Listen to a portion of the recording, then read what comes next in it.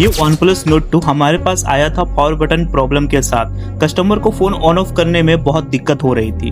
हमने फोन को carefully open किया और चेकिंग के बाद पता चला कि पावर बटन ही फॉल्ट था। बटन रिप्लेस करने के बाद टेस्टिंग की गई और जैसे ही पावर बटन प्रेस किया फोन एकदम परफेक्ट रिस्पॉन्स देने लगा।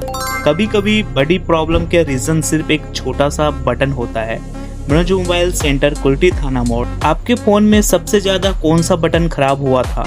कमेंट में बताओ।